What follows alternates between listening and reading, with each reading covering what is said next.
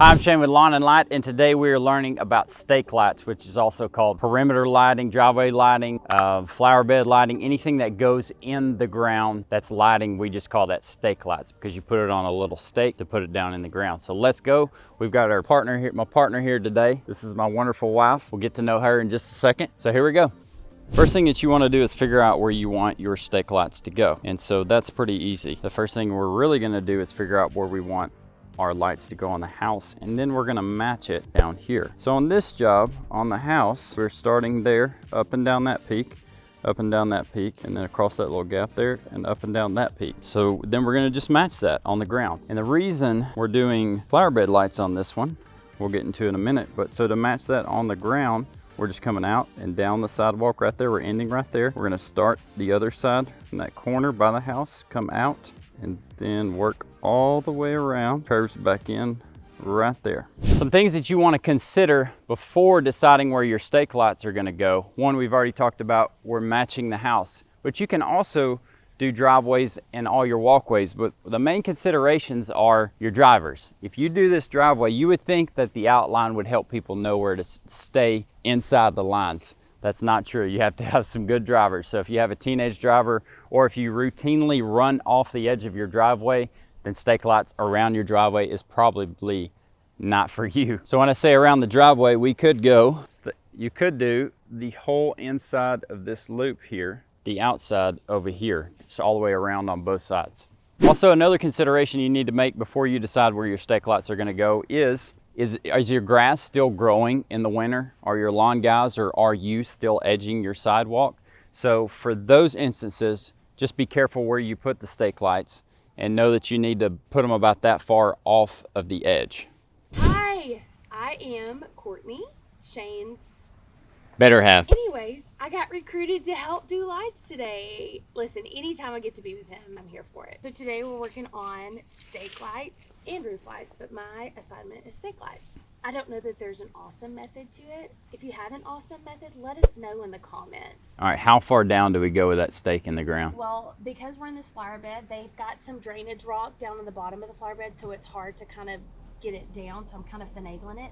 But we don't want to put it down real far because here in Texas, we get a lot of rain and moisture in the winter. And if you do it too low, the moisture is going to get down in your socket and ruin your sockets. So if those bulbs sit in water, it'll short out the entire line or whatever's hooked to them.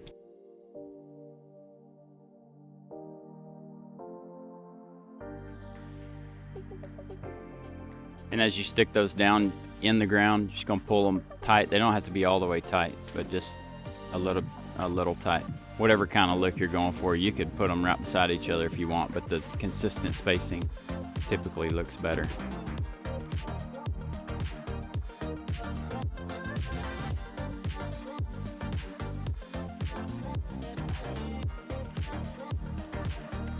Now you might have noticed that we left these ends without a male or female on it. That's because we just laid the lights out and installed them without really knowing where our power is coming from. And that's fine, as long as you leave these ends non-capped. So now what we're going to do is figure out where our power is coming from and how it's going to run, because we're actually going to do the roof lights next. And before we get up there, we want to know how we're running everything so that we don't have to redo things. So this is the only plug that I found on the front by the front door. We're just gonna, if this works, we're gonna run everything from here. So we built a little test and we're good, if you can see that.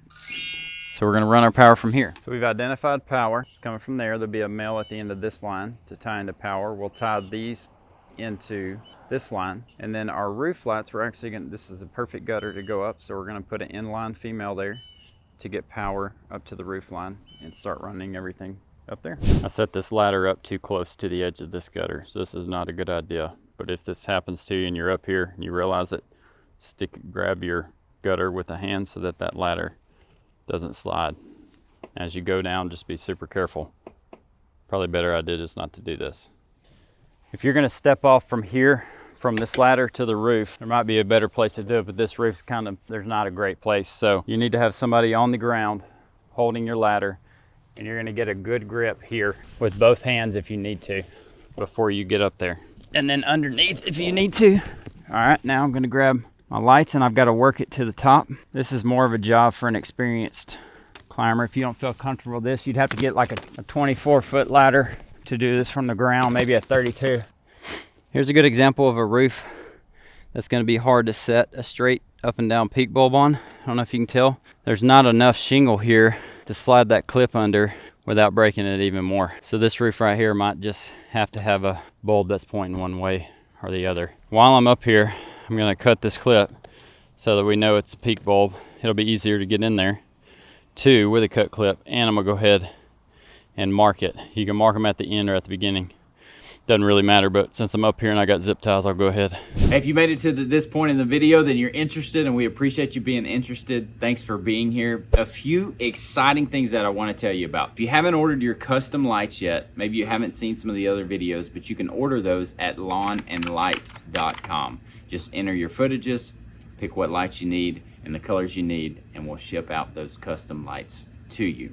Another exciting thing that we're super excited about is that we just opened a wholesale business for, if you're watching these videos for your business, if you're starting a business, we have wholesale pricing now. You can go sign up on our website. We also have a 17-part video series of what it looks like to walk through as a new business owner in the Christmas light industry based on the 10 years of experience that we have. The link will be in the description. Click on that if that's something you're interested in. We appreciate you being here.